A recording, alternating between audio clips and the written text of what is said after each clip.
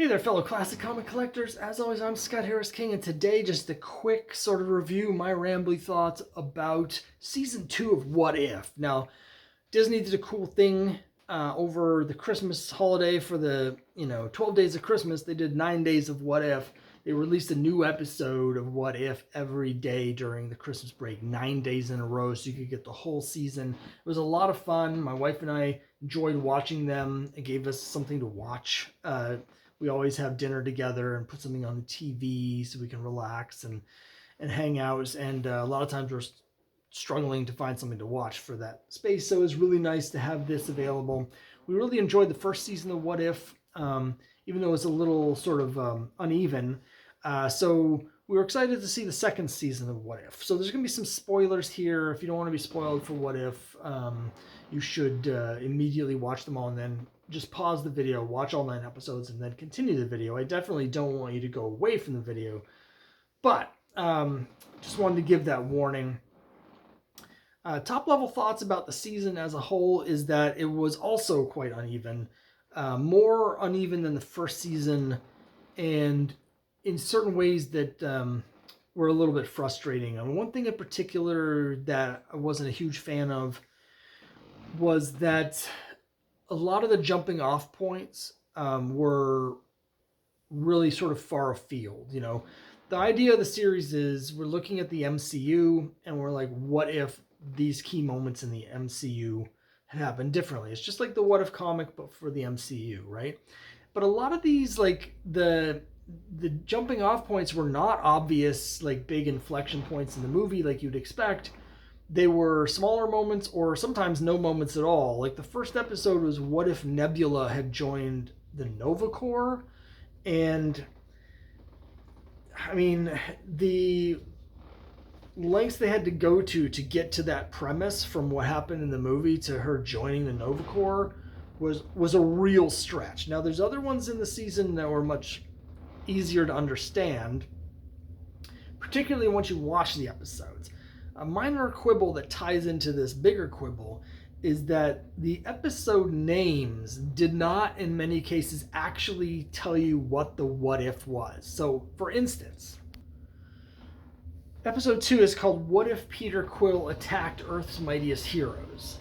That does happen in the episode, but what it actually is what if, at the beginning of Guardians of the Galaxy 1, Yondu had delivered Peter Quill to Ego like he was hired to do instead of deciding not to.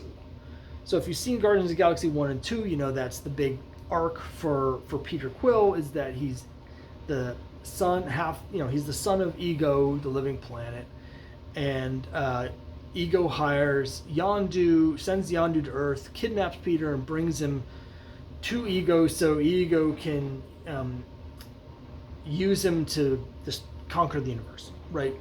And so what happens here is, as a small child, Peter Quill is delivered to Ego and then comes back to Earth to conquer it, absorb it, whatever.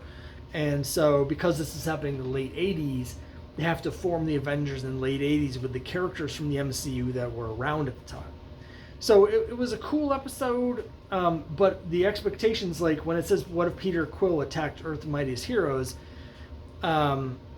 you get the idea that it's going to be Star-Lord, present day, fighting the Avengers. Maybe the jumping off point is when they were facing off against each other in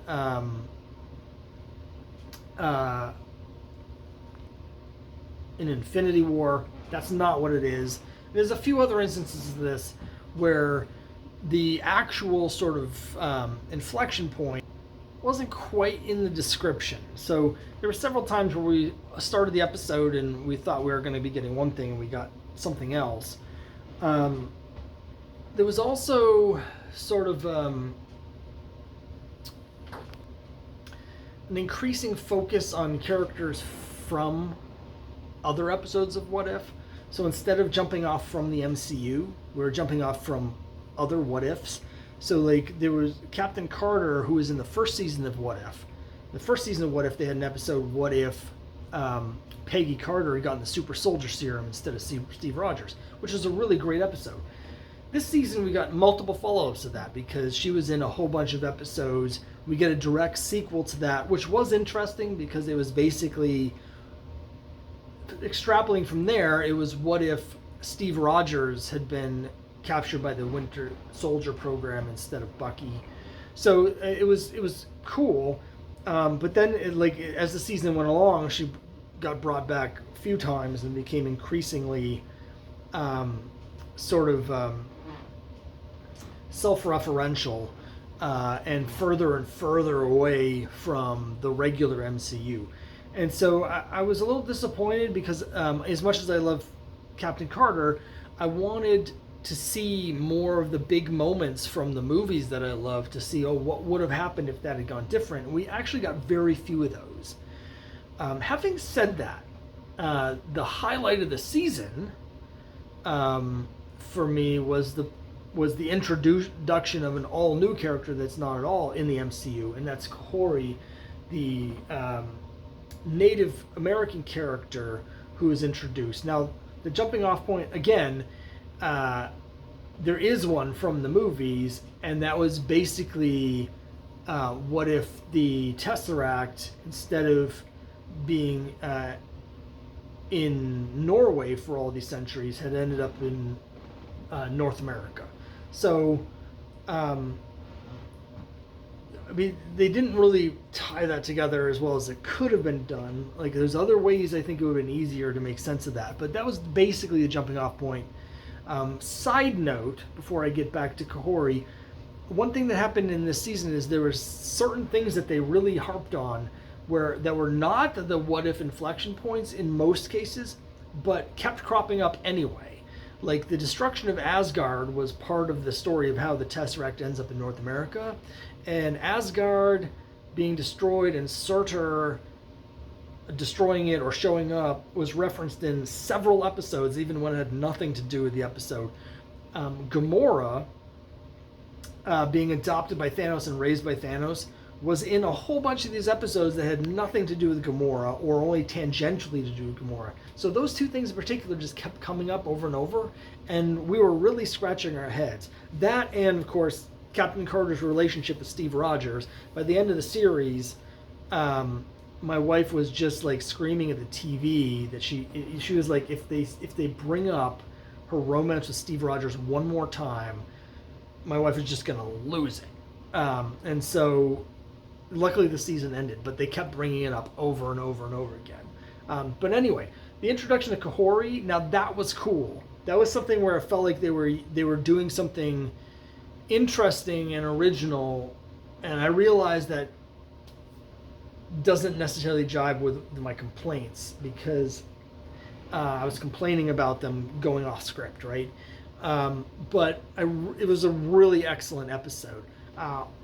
One issue that we had with the episode, the only issue really that we had with the episode, is that it was taking place. So Kahori was a Mohawk, and so she was from up in New York, New England, Quebec, sort of northern United States, right? But for some reason, the colonizers that she ends up fighting against were not the British. They were not English. They were Spanish conquistadors looking for the Fountain of Youth. Now, there was a vague sort of it's sort of implied that the legends of the Fountain of Youth in this world come from the fact that the Tesseract is in a lake in the Mohawk territory, and so they're searching all over North America and not just in Florida or whatever.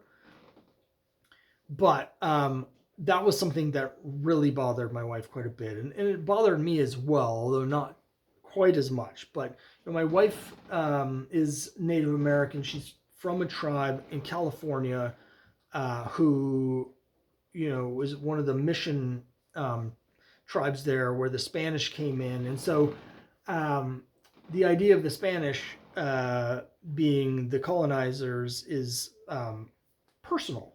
And so the fact that they took that and then they put it in this other part of the U.S. where there were no Spanish there were no conquistadors, and it was the English, it was the British that were the problem for the Mohawks, right? Like that really irritated her, and it bothered me because it felt on the surface like they were doing that because they didn't want the English speaking people to be the bad guys. So I don't know what their purpose was.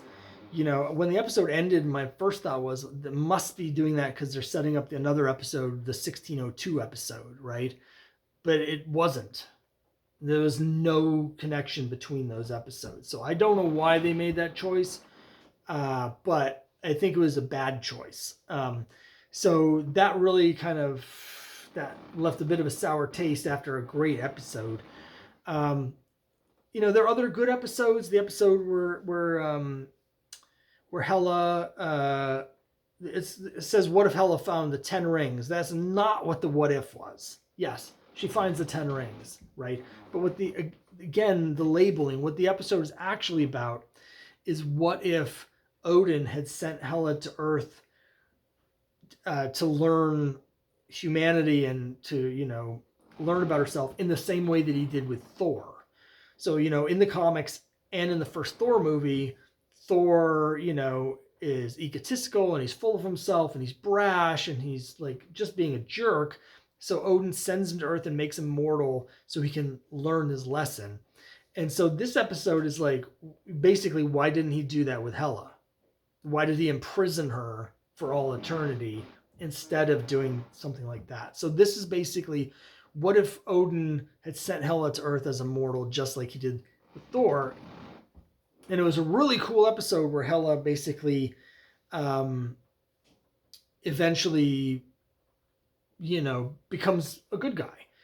Just like sort of Thor becomes the champion protecting humanity, Hela does the same thing in that episode, and it's excellent.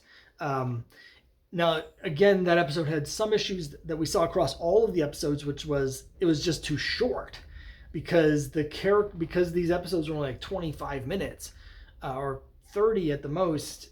They really had to compress the character arcs, and so sometimes they weren't that believable because you just didn't have the space for them to develop the way they should have. And the final episode really suffered from that because they had all these things that were supposed to be super cool. Like the evil Doctor Strange is basically collecting superpowered people from all these different universes because he's going to use their power to bring his universe back, which was destroyed again in the first season of What If. And so there's a thing where all these alternate universe versions of all these cool characters show up, including a lot of characters that we haven't really seen, maybe haven't even seen in the MCU at all. And we don't see them in the episode either. They're just in the background, and they show so little of them that whatever was supposed to be cool about them, we never get to find out because we just don't spend any time with them. They're just like, oh, they come in and then they're gone. And then they're just maybe a couple quick shots ignored. And then there's another scene at the end where the people are being sacrificed and they start giving their like incredibly powerful weapons and artifacts and stuff to Kahori and Captain Carter to fight Doctor Strange. And so it's like, Captain Carter's got like Thor's hammer, and she's got this magic sword that some version of Hulk gave her, and she's got like Hela's helmet and a bunch of all these things. But that sequence falls completely flat too because it's just like they just dump a bunch of artifacts and she uses them and then they're gone and they don't do anything or whatever. It's like 30 seconds. Like it doesn't have the room to breathe to be as cool as it was supposed to be. So it's a very uneven season. Having said all that, it was still fun to watch. It was nice in some ways that the episodes were shorter compared to like how bloated the movies are. So it's kind of I don't know. There's a lot of push and pull with these, and it just they feel fun but unsatisfying because when they're good, you want them to be longer, and when they're not as good, you want them to be better. And so it's rare that they really deliver everything you want them to be. I'm hoping they'll do another season because I do like it, and I always love alternate universe stuff. And in particular, I'm hoping that they focus on the movies and show us some of the key inflection points that they haven't even looked at, and sort of get back to the basic premise of the series is what if this major thing had happened differently, not what if 13 minor random things happen and then somehow that leads to, Howard the Duck being starting pitcher for the Yankees. Like, just get back to the core of what the series is supposed to be about, and that I think would be more satisfying for me. Definitely more satisfying for me and my wife, but probably more satisfying, I think, for just about everybody watching. So that was my thoughts. Again, fun enough season, decent, but mediocre because of the ups and downs. Even the best episodes had issues with them. So, on a scale of 1 to 10, I'll give it a 6. Final thoughts is just on that, is that it feels like there's this thing that's been going for a while, particularly with social media, where if something's not a 10, then it's a 1. Like, everything, it has to be either perfect or it completely sucks. And honestly, most of this stuff is neither of those things. It's in between like this. And it's okay if something is a 6. There were good parts about it. There were fun parts about it. I'm not sorry that I watched it. And do I want it to be better? Sure. But like, it's not that bad. So I feel that way about a lot of things. Like, it's fine. And it's fine to just be fine. It doesn't have to be great. So anyway, let me know what you think about all this down below, and I'll see you next time.